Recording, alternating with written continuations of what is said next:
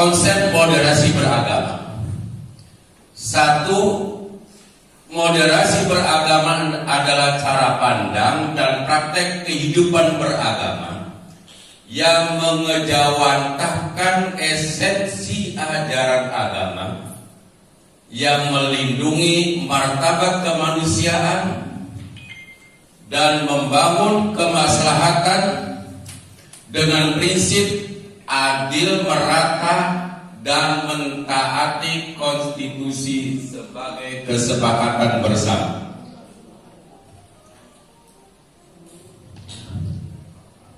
Ini konsepnya. Mentaati konstitusi sebagai kesepakatan bersama. Perlu disampaikan, yang dimoderasi itu apa? Saya yakin kalau yang berkaitan dengan moderasi semuanya sudah tahu. Tetapi yang dimoderasi ini apakah agamanya atau memang caranya?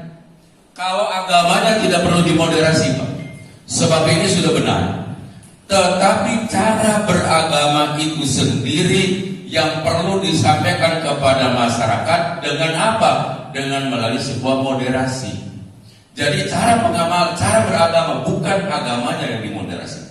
Sehingga di dalam moderasi ini ada 3 faktor yang harus disampaikan bagaimana yang harus dimoderasi.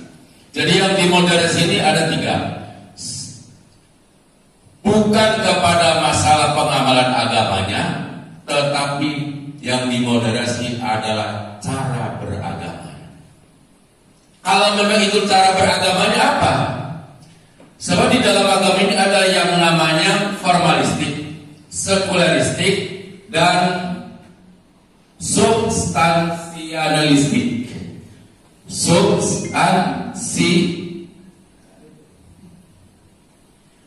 Formalistik artinya ketika orang itu beragama kadang-kadang memandang dari segi formalitasnya, maka ini tidak perlu untuk dilakukan sebuah moderasi. Kalau formalitas di dalam beragama apa?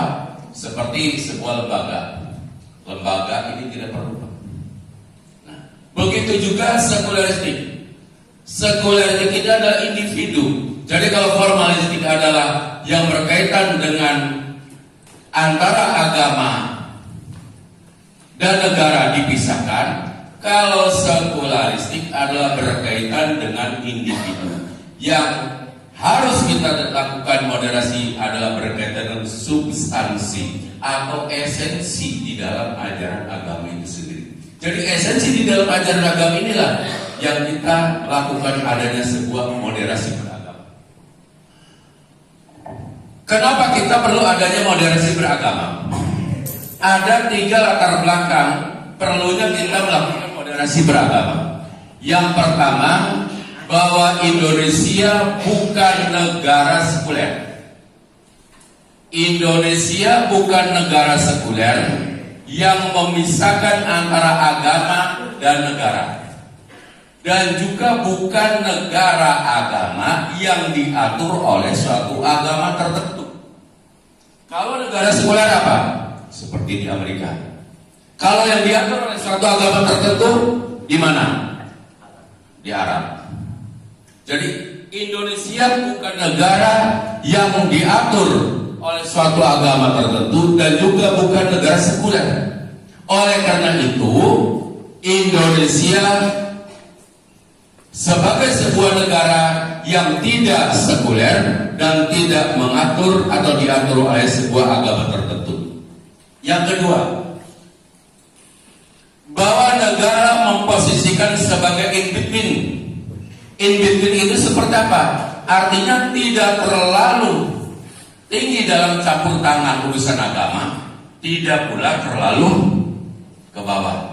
Tidak terlalu mengikuti kepada aliran sekuler dan juga tidak yang terlalu bawah, sehingga di tengah-tengah ini namanya sebuah moderasi. Sehingga kalau di dalam orang yang terjadi sebuah perselisihan antara satu dengan lainnya, bagaimana sih mediasinya? Inilah yang namanya moderasi. Jadi moderasi ini adalah mengambil jalan tengah dari dua perselisihan itu. Yang ketiga, bahwa negara menjunjung tinggi kepada nilai-nilai ajaran agama. Nilai-nilai ajaran agama yang mengarahkan kepada sebuah kemaslahatan bersama, sehingga negara memposisikan untuk memberi perdamaian dan kebahagiaan kepada masyarakat. Ini tiga latar belakang kenapa kita adanya moderasi beragama. Kemudian indikator moderasi beragama itu ada 4 indikator moderasi beragama. Satu adalah komitmen kebangsaan cinta tanah air. 2, toleransi, anti radikalisme, akomodatif terhadap budaya lokal, cinta tanah air. Jadi nanti kita 2 kegiatan. Pertama adalah moderasi, 2 kebangsaan. Cinta tanah air. Ada enggak dalilnya di dalam Al-Quran cinta tanah air itu? Sehingga ketika cinta tanah air, orang mengatakan cinta tanah air, tetapi ada sebuah paham yang memang adalah masuk dalam sebuah radikalisme. Orang ingin memisahkan kepada bangsa Indonesia, ingin mendirikan suatu negara tersendiri. Nah, makanya di sini indikator yang pertama cinta tanah air ini adalah merupakan bagian awal daripada moderasi beragama. Yang kedua, toleransi. 3, anti radikal. 4, akomodatif terhadap budaya lokal. Sekarang yang namanya toleransi, apakah yang namanya toleransi masuk Pak? Saya gambarkan contohnya begini saja. Di dalam sebuah hadis, "Makana yu'minu billahi wal yaumil akhir falyukrim jarahu." Paham itu? Siapa orangnya yang beriman pada hari akhir harus menghargai tetangga. Kita hidup di kampung atau di komplek, di perumahan, tetangga kita itu beda-beda Pak. Ada tetangga kita yang suka gosip, ada tetangga kita yang iri hati, ada tetangga kita yang suka begini. Nah, kalau memang semuanya ditanggapi akan menjadi runyam. Sehingga yang namanya toleransi ini, bagaimana caranya kita mengolah supaya jangan sampai terjadi. Saya kasih gambar berikutnya. Ya. Ketika suami istri punya selera yang berbeda, yang suami tidak doyan pedas, yang istrinya doyan pedas. Ya. Yang istrinya doyan makanan pedas, yang suaminya tidak doyan makanan pedas. Kalau memang ini tidak diadakan sebuah moderasi, maka apa yang terjadi? Tukaran. Ya. Tukaran terus Pak. Nah, supaya jangan sampai terjadi yang seperti itu, bagaimana caranya? Kita masak dua-duanya. Yang pedas masak seorang istri itu, yang tidak pedas juga masak, sehingga kedoyanan suami juga bisa terlayani, kedoyanan istri juga bisa terlayani. Inilah maksudnya kegiatan moderasi beragama itu seperti itu. Dan ini yang dimasukkan toleransi. Bukan sekedar toleransi dalam beragama saja, di rumah tangga kita pun juga sebuah contoh. Ya, sebuah contoh artinya toleransi itu belajar menghargai orang lain. Kalau tidak menghargai orang lain, apa yang terjadi? Maka di sini terjadi pertentangan antara suami dan istri. Supaya jangan sampai terjadi pertentangan, maka seorang istri masaknya 2.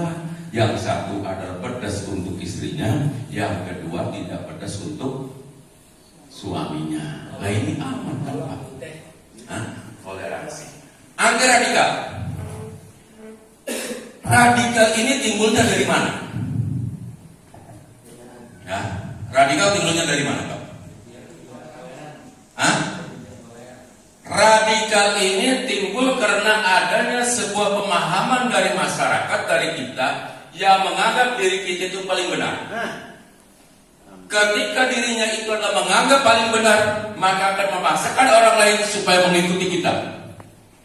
Dan inilah salah satu inti daripada moderasi beragama, bahwa jangan sampai menganggap dirinya paling benar. Kalau menganggap dirinya paling benar, maka akan menimbulkan pemaksaan orang lain supaya mengikuti dirinya kita. Kalau tidak mengikuti dirinya kita, maka dia akan mudah kita mengatakan Anda itu adalah kafir. Karena apa? Karena pemaksaan. bahwa kita orang yang paling benar. Oh, saya ini yang paling benar. Oleh karena saya paling benar, kamu harus ikut saya. Kalau sudah ikut saya, kalau kamu jadi ikut saya, Anda adalah kafir. Inilah pemaksaan yang namanya pemaksaan. Timbulnya apa? Radikalis itu menganggap dirinya paling benar. Sementara kalau orang menganggap dirinya paling benar, maka itu merupakan bagian daripada iblis. Iblis itu menganggap dirinya paling benar, Pak. Karena apa? Karena sifat sombong. Jadi orang sombong itu timbulnya menganggap dirinya paling benar.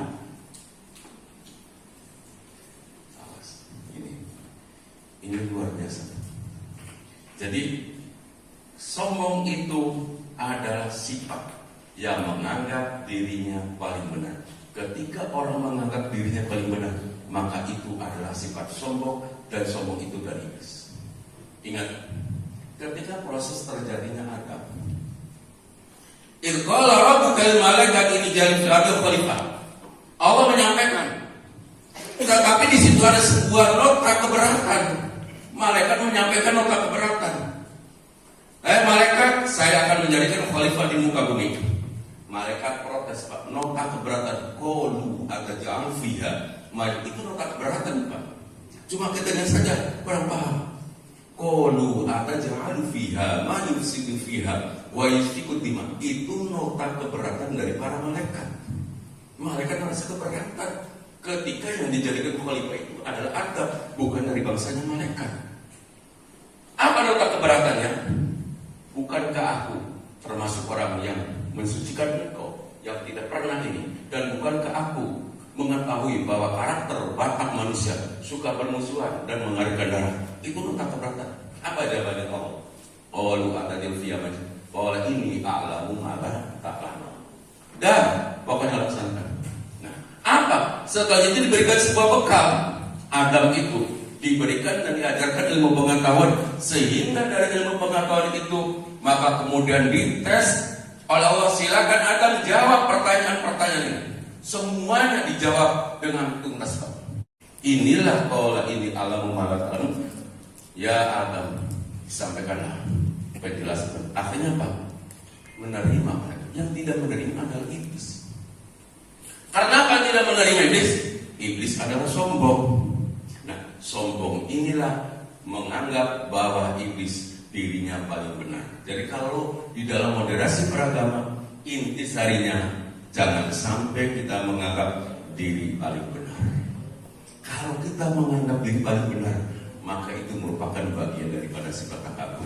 Sifat takabur bagian daripada iblis. Nah, kemudian akomodatif terhadap budaya lokal. Yang dimaksudkan akomodatif terhadap budaya lokal itu seperti apa? Apakah memang kita ada budaya lokal? Ada, Pak. Banyak ya kalau kita pelajari dalam masalah budaya lokal. Satu contoh misalnya, dakwahnya Sunan Kudus. Ketika di Kudus, ini adalah salah satunya bahwa karena masyarakat Kudus menghargai yang namanya sapi itu dijadikan sebagai sesuatu yang luar biasa. Makanya Sunan Kudus tolong kalau korban itu jangan pakai sapi, pakainya kerbau, sehingga di sana tidak ada yang namanya sapi, tidak ada yang namanya empat sapi, adanya empat kerbau, karena menghargai yang seperti itu dijadikan sebagai akomodatif terhadap budaya lokal. Kalau kita tidak akomodatif terhadap budaya lokal, apa yang terjadi? Maka terjadi memaksakan diri bahwa dirinya paling benar. Seperti tadi, menyatakan dirinya paling benar. Ini. Kemudian berikutnya, apa saja yang harus prinsip moderasi beragama? Ada 6. Sudah saya jelaskan. Tawazun, tasamuh, i'tidal, musawat dan surah. Tawazun bersikap tengah-tengah. Tawazun berimbang antara kepentingan dunia dan akhirat. Kemudian tasamuh toleransi. Dan berikutnya i'tidal, musawat dan surah. Ini 6 prinsip di dalam moderasi beragama. Berikutnya.